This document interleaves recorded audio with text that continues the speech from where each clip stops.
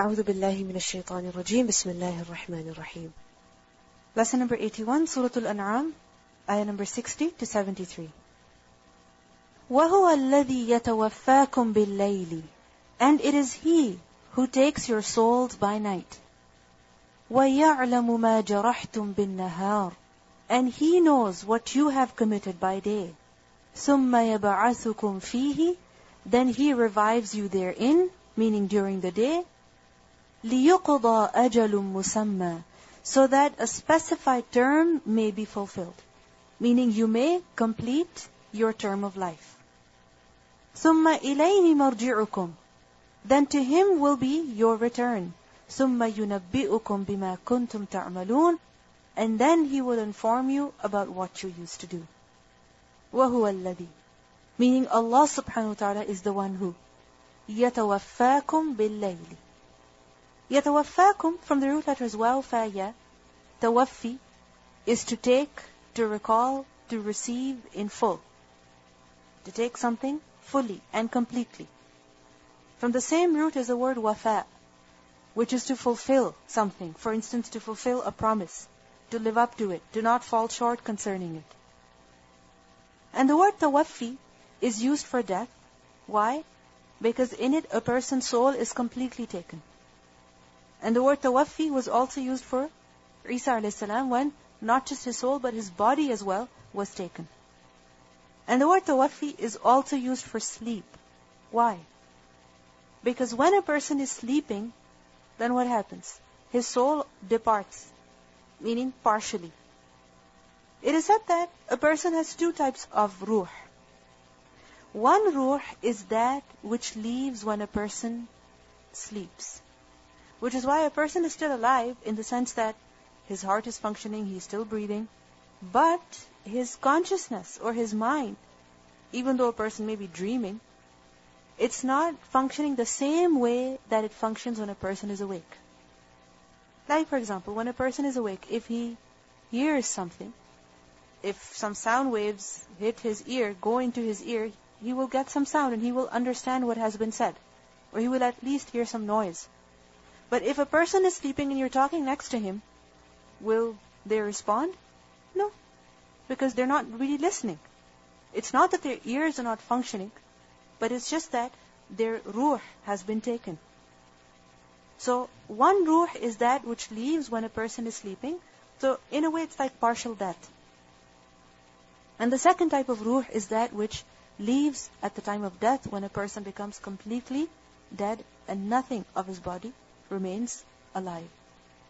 And we learn this from Surah Al-Zumar, ayah number 42 as well, where Allah subhanahu wa ta'ala says, Allahu yatawaffa al-anfusa hina mawtiha. Allah takes the souls at the time of their deaths. Meaning when a person dies, who takes her soul? Allah subhanahu wa ta'ala takes the soul. وَالَّتِي لَمْ تَمُتْ فِي مَنَامِهَا. And those that do not die, meaning those people who do not die, He takes their souls when? During their sleep. So when a person is sleeping, again, his soul is taken. فَيُمْسِكُ الَّتِي قَضَى عَلَيْهَا الْمَوْتِ. When a person is sleeping and his soul is taken, then he keeps those for which he has decreed death. Meaning, a person does not wake up, he dies in his sleep. وَيُرْسِلُ الْأُخْرَى. And he releases the others. Meaning, those for whom death is not fixed for that time. Until when? إِلَى أَجَلٍ مُسَمَّى, for a specified term. إِنَّ فِي ذَلِكَ لَآيَاتٍ لِقَوْمٍ يَتَفَكَّرُونَ. So what do we learn? That there are two types of ruh. One that leaves when a person is sleeping, and the other that leaves at the time of death. So وَهُوَ الَّذِي يَتَوَفَّاكُمْ بِاللَّيْلِ. He is the one who takes you by night. Why is the night mentioned over here? What it means by night is during sleep. Because the natural or the normal time for a person to sleep is when? In the night. So if a person sleeps throughout the day and he's awake for most part of the night, not worshipping Allah, but doing other things, then he is not on fitrah. He's not on the nature that Allah subhanahu wa ta'ala has created him on. And if he has changed that, then he's not going to be able to function properly. And unfortunately, we think that if we stay up during the night, then we'll be able to do a lot of work. The fact is that if you sleep early and you rise up early, then you will get 2 days in one day. Literally, you'll get 2 days in one day. If you wake up at 5 in the morning or 6 in the morning at Fajr time, even before a little bit, and you have time until noon, and you have a full working day. You take a break, and then you work again. And you have a full working day until Maghrib.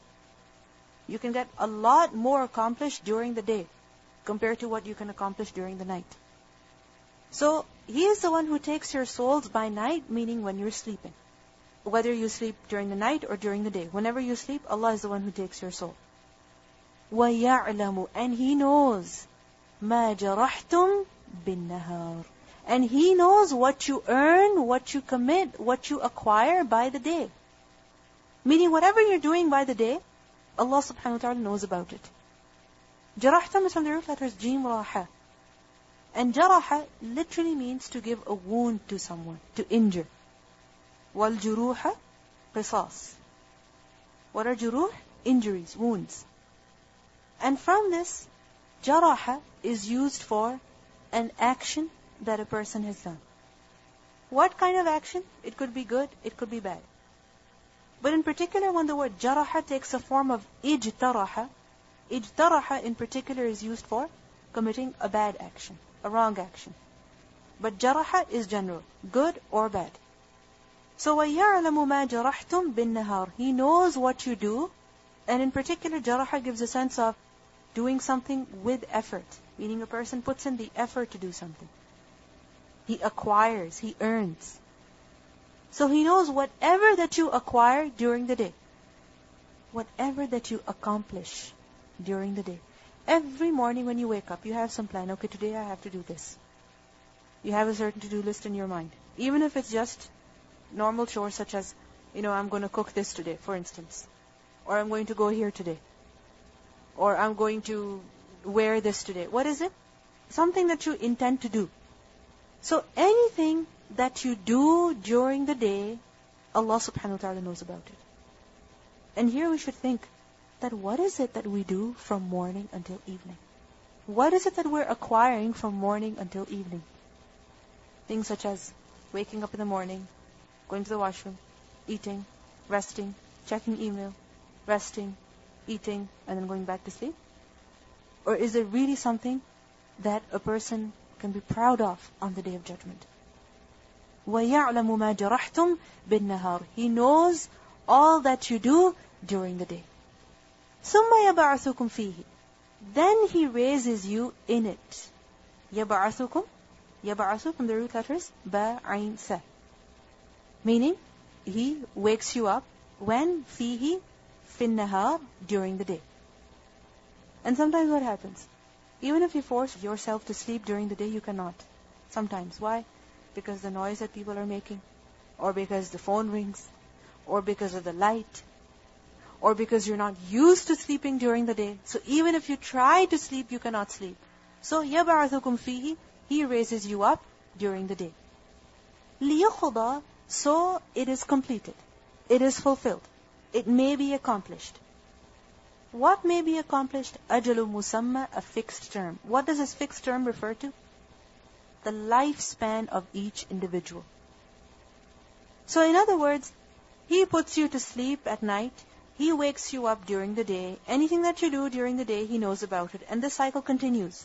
That you sleep and you wake up. You sleep and you wake up. Meaning each day and night passes. You wake up, you sleep, you wake up. The cycle continues until your lifespan is over. The term of your life is over. It comes to an end. And when it comes to an end, ثُمَّ إِلَيْهِ مَرْجِعُكُمْ, then to Him is your return. ثُمَّ يُنَبِّئُكُمْ بِمَا كُنْتُمْ تَعْمَلُونَ, and then He will inform you as to what you have been doing. Meaning what you did throughout your life. He will show it to you on the Day of Judgment, and He will inform you about its worth. يُنَبِّئُ from naba. What is naba? Important and relevant information. So He will inform you about what you have accomplished during your whole life and what your deeds are worth. If I ask you what you did this past week, we forget about what we've done. Literally, we forget. If I ask you about what you've done in your past 5 years, maybe you'll be able to mention a few things. But not every single detail. But Allah subhanahu wa ta'ala knows about every single action that we have done throughout our lives. We forget, but Allah does not forget. We forget, but Allah does not forget. And on the Day of Judgment, He will inform us about the worth of those deeds. That this is what you did, this is what these actions are worth. What do we learn from this ayah?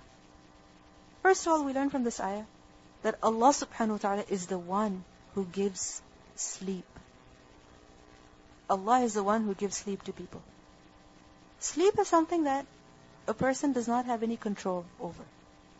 It's possible that a person may lay in bed trying to sleep for over an hour, for about 2 hours, and he's unable to put himself to sleep. And it's possible that in the morning a person is forcing himself to stay awake, but he sits on the couch and he sleeps over there. Or after salah, they're sitting on the floor and they sleep, sitting in that position or in the position of sajda. So sleep is something that a person does not have complete control over. He cannot resist. So if a person feels that his sleep cycle is not normal, he's not sleeping healthy, then what should he do? He should ask Allah subhanahu wa ta'ala for help. Because this is something that is only in the control of Allah. Yes, it's possible you take some medication to help you go to sleep or to help you have a better sleep. Use asbab, use the means. But as long as they're not harmful to you. But at the end of the day, who has control over it? Allah subhanahu wa ta'ala has control over it. We learn from a hadith that is recorded in Fiqh Sunnah that the Prophet ﷺ said, whoever wakes up from sleep and cannot go back to sleep, whoever wakes up from sleep during the night and he is unable to go to sleep, and if he says, لا إله إلا الله وحده لا شريك له له الملك وله الحمد وهو على كل شيء قدير الحمد لله وسبحان الله ولا إله إلا الله والله أكبر ولا حول ولا قوة إلا بالله, and then he says, Allahumma ighfir li, oh Allah, forgive me, or he asks some other thing, then he will be answered. Then he will be answered. You know, sometimes we're trying to sleep at night and we're not able to sleep. Maybe Allah subhanahu wa ta'ala wants you to get up and pray to Him. And if you pray at that time, you make dua and you say, Allahumma ighfir li, what did the Prophet ﷺ say? He will be answered. And if he makes wudu and offers a prayer, it will be accepted from him. It will be accepted from him. So sleep is something that is completely in the hands of Allah subhanahu wa ta'ala. If you're unable to sleep, use that time to do something better. Pray to Allah to help you sleep better. And if you're unable to control your sleep, even for that, seek Allah subhanahu wa ta'ala's help. Another very important lesson that we learn from this ayah is that each time a person sleeps and he wakes up, a portion of his life is reduced. It is cut off. It is over. Each time a person sleeps and he wakes up, meaning a day is over, what does that mean? That a part of his life has gone. Because what does Allah subhanahu wa ta'ala say? That He raises you in it, لِيُقْضَى أَجَلٌ مُسَمَّى. The cycle will continue. You wake up, you sleep, you wake up, you sleep. It will continue until when? Until you meet your death. Until you leave this world. So, remember that life is not just about sleeping and waking up and cutting off the day that is in the middle. Killing the day that is in the middle. That just because I've been given a week off from my work, that means I have to sleep during the days, and in the night I'm going to stay awake, having fun, just to kill time, just to pass time. No. That week gone is a week gone from your life. A whole week gone from your life. Those extra few hours that you slept every single day count up to how much? Many days that are completely gone from your life. Think about it. If you sleep 8 hours a day, that's 1/3 of your day. That's 1/3 of your life gone. Literally, it's gone. 1/3 of your life is gone if you sleep 8 hours a day. If you sleep more than 8 hours, then that's more than 1/3 of your life gone. Finished. The rest 2/3, okay, 1/3 is gone in eating, drinking, using the washroom, doing other basic things. Then the other 1/3 that you have, what are you doing with it? all of us must reflect on what we do during the day. How much time do we spend sleeping? And how much time do we spend doing something that we can be proud of on the Day of Judgment? Because each day gone is each day gone from a person's life. A portion that is cut off. We also learn from this ayah that Allah subhanahu wa ta'ala knows about every single activity of ours throughout the day. Anything that we do, anything we say, Allah knows about it. Where we're going, what we're doing, what we're saying, how much time we're spending. We cannot keep track of our activities, but Allah knows about every single thing that we're doing. Sometimes people, they admire others so much that they begin to follow them. And other people, I don't know what fascination they have about their usual activities, that everything that they will do, they will post online. Oh, I went here, I went there, I ate here, I ate there. I mean, the angels are already recording. Why do you have to publicize everything? So, when people do this, when they start following others, can you follow each and every action of the other person? No matter how much you love them? No matter how much you wish to follow them? You cannot. But Allah subhanahu wa ta'ala knows about every single activity. Whether you actually did it or you're lying about it. Whether you did it privately or you did it openly. Every single activity of every single person, Allah subhanahu wa ta'ala is fully aware of it. We also learn from this ayah about the perfect knowledge of Allah. About the perfect and complete knowledge of Allah subhanahu wa ta'ala. That Allah is the one who does not just know about what you and I do, but He knows about what every single person does on the face of the earth.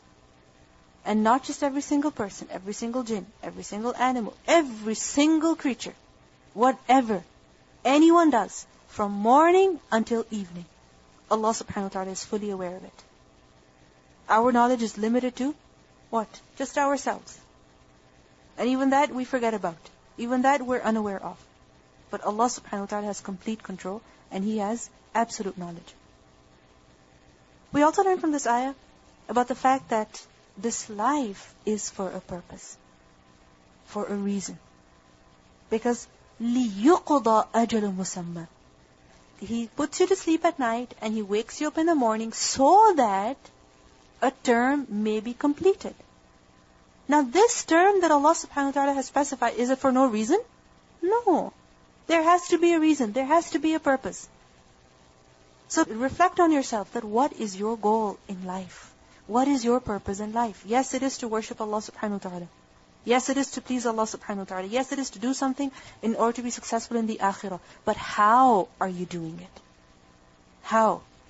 Each day and night that passes, how are you using it for your akhirah? How are you using it to prepare for your akhirah? Because this life has been given to us for a reason. Not just so that we sleep it away. Not so that we stay awake and have fun and just pass it away. No. It's been given to us for a reason. That we can jarahtum, we can acquire something. Then we also learn from this ayah about warning against being negligent of Allah subhanahu wa ta'ala at any point of the day. Because Allah subhanahu wa ta'ala knows fully and He will inform us about what we have been doing, meaning He will recompense us for all of our actions in the hereafter. وَهُوَ الْقَاهِرُ, and He is the subjugator. فَوْقَ عِبَادِهِ, over His servants. Al-Qahir, from the root letters Qaf, Ha, Ra. And Qahara is to have the upper hand over someone. To have complete control and authority over someone. Such authority, such control that cannot be resisted. That cannot be resisted at all. There is another word, ghalib, ghalaba, which is also used for having the upper hand over someone. But the one who is ghalib, the one who is victorious, he can eventually be defeated. But qahir is one who cannot be countered, who can never be resisted in any way. وَهُوَ الْقَاهِرُ فَوْقَ عِبَادِهِ وَيُرْسِلُ عَلَيْكُمْ, and He sends upon you. So if He is the qahir over each and every single one of us, who can escape from His grip? Who can escape from His knowledge? Who can escape from His power? No one can. وَيُرْسِلُ, and on top of that, He sends عَلَيْكُمْ upon you حَفَظَةً, guardian angels. So, first of all, He knows about what you're doing. He has complete control over you. And on top of that, He has also appointed angels to keep an eye on you. He watches you, and He has appointed angels to keep an eye on you. Do you understand? Then from where do we think we have freedom and we can do whatever we want? When Allah is watching, His angels are keeping an eye on us. The word حَفَظَ is the plural of the word حَافِظ. حَافِظ. And حَافِظ is one who does حفظ. What does حفظ mean? To memorize? What else does it mean? To guard, to preserve. So when a person memorizes the Quran, what are they doing? They're preserving the Quran in their heart, in their mind. So Hafiz is one who protects, and also one who watches. One who protects, and one who watches. So first of all, if you take the meaning of Hafaza, it refers to those angels who protect and guard a person from what? From harm. For instance, we learn in Surah Al-Ra'd, ayah number 11. Allah subhanahu wa ta'ala says, لَهُ مُعَقِّبَاتٌ مِّن بَيْنِ يَدَيْهِ وَمِنْ خَلْفِهِ يَحْفَظُونَهُ مِنْ أَمْرِ اللَّهِ. For each one, meaning for each person, there are successive angels coming in succession, in shifts, before and behind him. So there are angels before a person and behind a person. And these angels, what are they doing? Who protect him by the decree of Allah. Allah subhanahu wa ta'ala has appointed them in order to protect the human being. And we see that sometimes a person falls, or a person has a very serious injury, and we see that it's right by the eye, but the eye has been saved. Isn't it? Like a child, he gets hit on the corner of the eye, on the forehead, and we're like, Alhamdulillah, the eye didn't get hurt. Similarly, a person, he's in an accident, a very severe accident, what do they say? Alhamdulillah, this did not happen. So Allah subhanahu wa ta'ala has appointed angels to guard and protect us. We learn from Surah Tariq, ayah number 4, إِن كُلُّ نَفْسٍ لَمَّا عَلَيْهَا حَافِظ. There is no soul, but that it has over it a protector. And we learn that Allah subhanahu wa ta'ala is the greatest protector Himself. وَكَانَ اللَّهُ عَلَى كُلِّ شَيْءٍ رَقِيبًا. However, He has also appointed angels to protect us, to guard us. He alone is sufficient. But it is as though, to comfort us, that yes, there is somebody right by you to guard you, to protect you. And we learn that when a person recites Ayatul Kursi at night, then what happens? An angel is appointed to guard him. The second meaning of Hafaza is watchers, keepers, meaning those angels who record and preserve every deed and word that a person does or says. We learn in Surah Al-Infitar, ayat 10 and 11. وَإِنَّ عَلَيْكُمْ لَحَافِظِينَ. حافظين, same root, حَفَظَةً. That indeed upon you are keepers. And these keepers, kiraman katibin. They are noble and they are recording. What are they recording? What are they writing? Everything that you're doing, everything that you're saying even. Not just deeds, but even words. In Surah Qaf, ayah 17, we learn, إِذْ يَتَلَقَّى الْمُتَلَقِّيَانِ عَنِ الْيَمِينِ وَعَنِ الشِّمَالِ قَعِيدٍ. That when two receivers, meaning two angels, they receive what? Anything that a person says. And these angels are seated on the right and on the left. مَا يَلْفَظُ مِنْ قَوْلٍ. He does not utter a word, an angel who is ready, in order to record what he has said. There's a hadith that is recorded in Bukhari, in which Abu Hurairah, he reported, that the Prophet ﷺ said, there are angels who take turns. There are angels who take turns. In what? In visiting you, by night and by day. There are angels who take turns in order to visit you by night and by day. And they all assemble at the Fajr, meaning at the dawn time, at the time of Fajr Salah, and the Asr Salah. Those who have spent the night with you, meaning they're angels who have the night shift, who watch over you during the night, they ascend to the heaven and they rub meaning Allah subhanahu wa ta'ala, who knows better about the people, He asks them, in what condition did you leave my slaves? In what condition did you leave my slaves? They reply, we left them while they were performing salat. We left them while they were performing salat. And if we're sleeping at that time, imagine what report do angels give to Allah subhanahu wa ta'ala? We left them when they were sleeping. Yes, it is the time for Fajr, but they were sleeping. And they say that we went to them while they were performing salah. Meaning when we got there for the evening shift at Asr time, they were praying. When we left, they were praying. But unfortunately, many of us, we're busy with other things. Or we're sleeping away. And imagine every single day, when the angels go to Allah subhanahu wa ta'ala, Allah subhanahu wa ta'ala asks them. And just remember, what are they saying about you? What report are they giving? حَفَظَةً, guardian angels. حَتَّى, until إِذَا جَاءَ أَحَدَكُمُ الْمَوْتُ, until when death comes to one of you. Meaning when the time of death approaches a person, when he's supposed to die, then what happens? تَوَفَّتْهُ رُسُلُنَا, our angels, over here, rusul, messenger, what does it refer to? Angels. Our angels, they take him fully. Meaning they take the soul of the servant fully.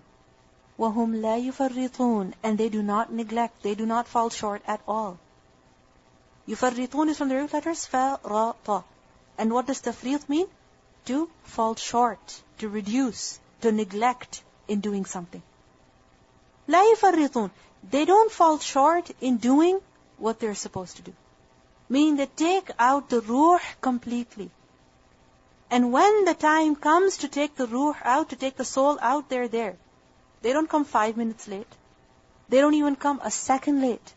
They don't defer, they don't delay, they don't postpone, and they don't take the soul before its time. لا يفرطون. They don't fail to do their duties. Any duties whatsoever. What do we learn from this ayah? First of all, we learn from this ayah that Allah subhanahu wa ta'ala is the qahir over His servants. And none can resist His decree. No person can resist His decree. Because He is the qahir. Secondly, we learn from this ayah about the mercy of Allah subhanahu wa ta'ala towards His creation. That He has sent angels to guard every person.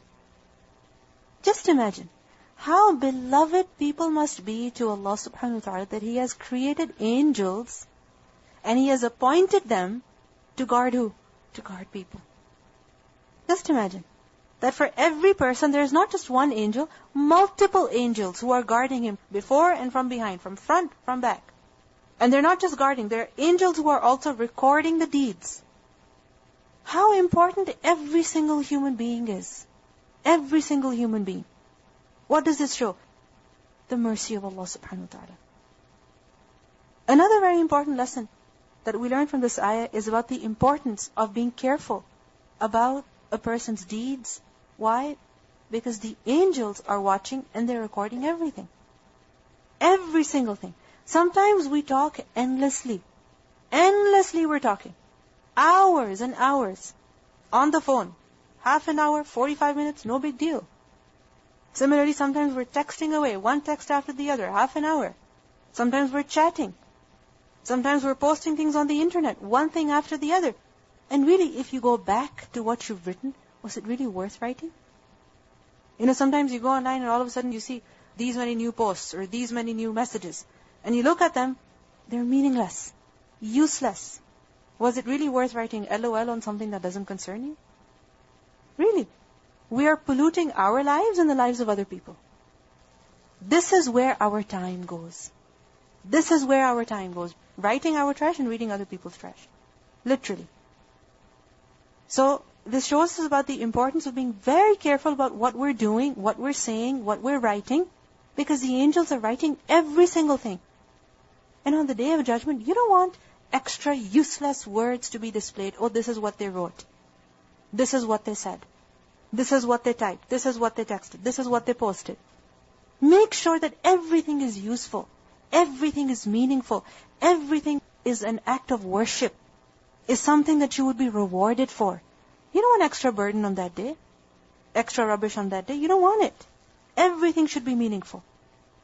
We learn in Surah Al-Zukhruf, ayah 80, Allah subhanahu wa ta'ala says, أَمْ يَحْسَبُونَ أَنَّا لَا نَسْمَعُ سِرَّهُمْ وَنَجْوَاهُمْ. Do they think that we hear not their secrets and their private conversations? Do they think that? That Allah subhanahu wa ta'ala does not know about their secrets and their private conversations? بَلَى وَرُسُلُنَا لَدَيْهِمْ يَكْتُبُونَ. Yes, we do. And our messengers, our angels, they're with them recording. Because sometimes it could be completely private chat. It could be something on the phone, and our phone is password protected. Nobody can access it but us. When we're writing things, when we're saying things, we think, nobody knows about it. My parents can never find out. My spouse can never find out. My friends can never find out. Nobody will know I'm texting during class. Allah subhanahu wa ta'ala is there. He's watching. And the angels are right by you, writing everything that we're writing. بَلَى وَرُسُلُنَا لَدَيْهِمْ يَكْتُبُونَ. Yes, we do know, and our angels are with them recording. Remember, everything we're writing, the angels are right by us, copying that, writing that. Everything. We are writing, and they're transcribing as well. Then we also learn from this ayah that each person dies at the time that is specified for him, not before and not after. Because what does the ayah say? Where do we learn that from? حَتَّى إِذَا جَاءَ أَحَدَكُمُ الْمَوْتُ. When the death comes, meaning the right time of death. So each person dies at the time that is specified for him. We also learn from this ayah that multiple angels come to take the soul of a person at the time of his death. Where do we learn that from? تَوَفَّتْهُ رُسُلُنَا. Our messenger angels. Our angels, not just one angel. They take the soul of the person. So how can a person resist a team of the angels? Or how can the whole world even, how can a team of doctors even resist a team of angels? There are people who are fighting on this end, trying to save the person. And there's a team of angels on the other end, taking the soul of the person away. Obviously, who's going to win? The angels. Now, we learn from the Quran in Surah Al-Sajdah, ayah number 11. Allah subhanahu wa ta'ala says, قُلْ يَتَوَفَّاكُمْ مَلَكُ الْمَوْتِ. Say that the angel of death is going to take your soul. And all of us have heard there's an angel of death and he's going to come take your soul. But over here we learn angels. And from the hadith also we learn that it's not just one angel, but it's actually multiple angels who come to take the soul of the person. There's a hadith which informs us, Al-Bara ibn Azib, he reported that the Prophet ﷺ said, indeed, when a believer is at the point of departure from this worldly life, who? Believer. And he is about to enter the next life. Angels descend from the heaven, their faces white as the sun. And they carry with them a shroud from the fabric of Jannah, and embalmment from the fragrance of Jannah. They sit away from him at the limit of his eyesight. They sit away from him at the limit of his eyesight. The angel of death then arrives, and he sits by his head. Whose head? The head of the believer. And he says, O good and peaceful soul, depart to Allah's forgiveness and acceptance. On hearing this, the soul leaves the body as easily as water drops from the spout of a water skin. And the angel of death takes it. And when his soul leaves the body, all angels between heaven and earth, and all angels in heaven, what do? They pronounce salah upon him. They send blessings upon this person whose soul has just been taken. All gates of heaven open for him, and the guardians of every gate implore Allah that his soul ascends in their direction. And when the angel of death takes the soul, then the other angels do not leave it in his hand for as little as the blinking of an eye. They take the soul immediately and they place it in the shroud. Which shroud? The shroud that they have brought from Jannah. And they put the embalmment on it. Which embalmment? Of the fragrance of Jannah. And from it issues the best scent of musk. that ever existed on earth. Abu Hurairah radiallahu anhu, he also reported a similar narration in which the Prophet ﷺ said that indeed when death descends upon a believer and he witnesses things, meaning, and this implies the forthcoming rewards, that he witnesses those things, he wishes that his soul would depart quickly. He wishes to die quickly. And Allah loves to meet him. Allah loves to meet him.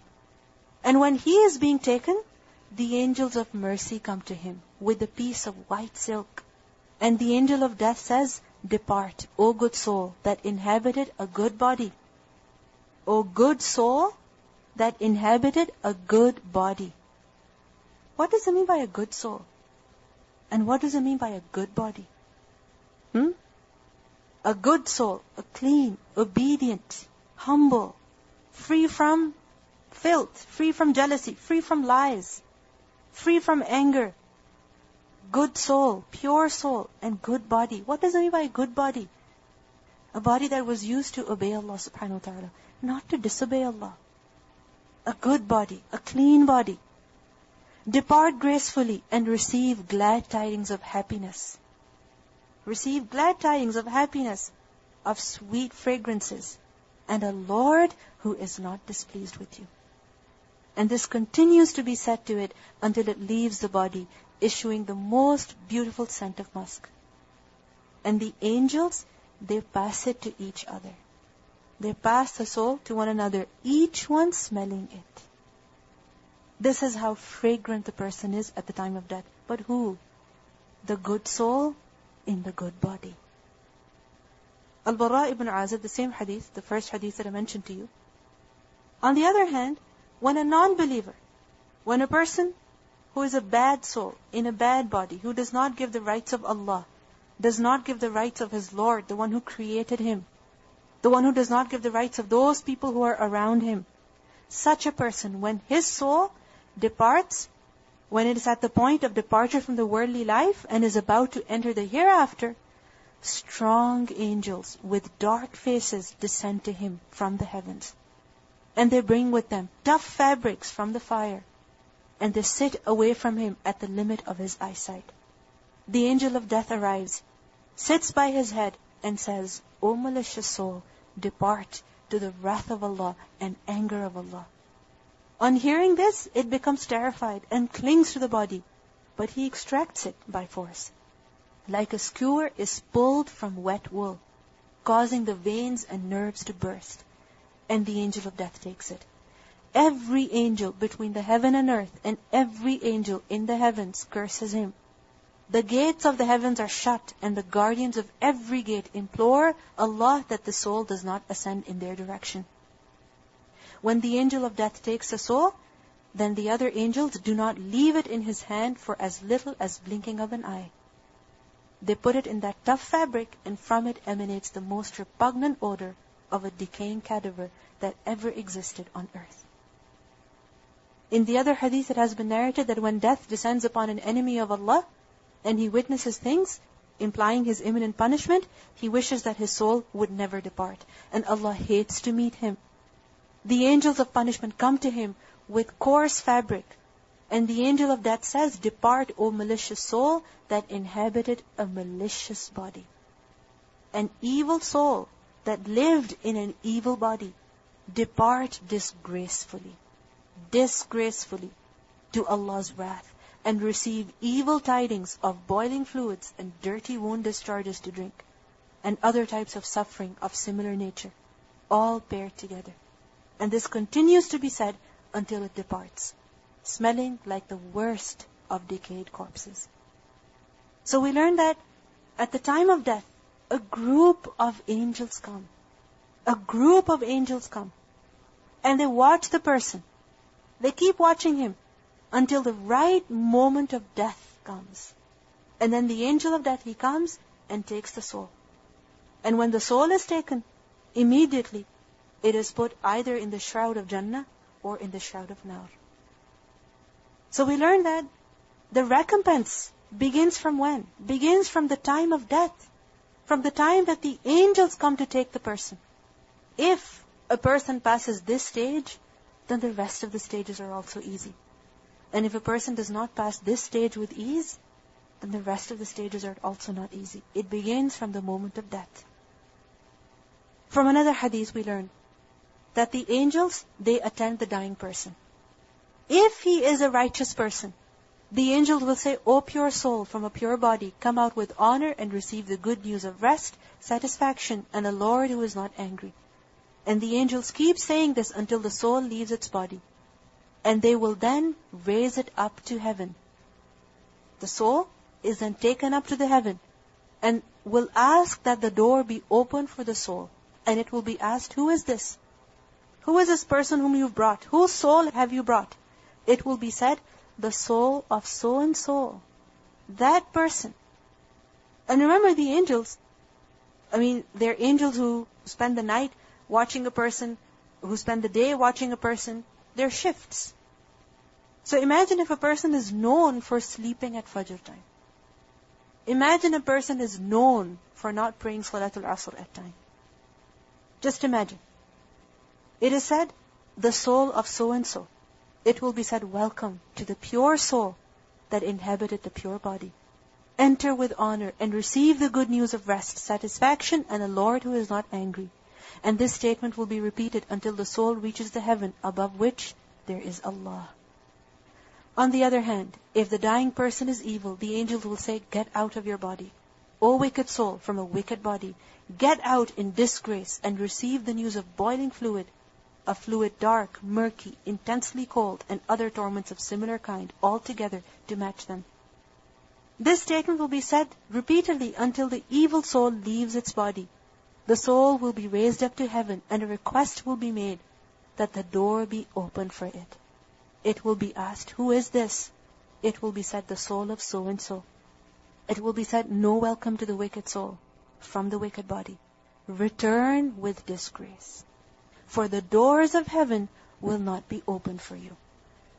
So it will be thrown from heaven until it returns to the grave. So the righteous person sits, and similar is said to him as before. And the evil person sits, and similar is said to him as before. So basically the righteous person, his soul is allowed to enter the heavens, and the evil person, his soul is thrown back into the grave, where both the righteous and the evil one are questioned. As you know about the 3 questions which are asked in the grave. We also learn from this ayah that the angels, لا يفرطون, they do not fall short. They do not neglect in doing anything that they are commanded. Whether it is taking the soul or doing any other task that they are appointed with. They fully carry out what they have been commanded. وَيَفْعَلُونَ مَا يُؤْمَرُونَ. So at the time of death, if a person says, please don't take me, please have mercy on me, the angels are going to do what they have been commanded. They don't show any mercy for someone who does not deserve mercy. And we also see that the angels, once they take the soul, they guard the soul and take it to wherever Allah has commanded. The soul is not left to wander around. Either the soul is taken to the illiyin if the person was good, and if the person was evil, it's taken to the sijjeen. They don't leave the soul to wander around. It's taken to a particular destination. They fulfill their duty. And unfortunately we keep delaying. We keep procrastinating, thinking, there is another day. There is another night. There is another week. There is another month. And we don't know if we're going to see the evening of the day that we're breathing in even. The angels don't delay. And we must learn from this as well, and not delay those things which are important. If something is important to you, do it now. Don't leave it for later. Because you don't know if you're going to get that later.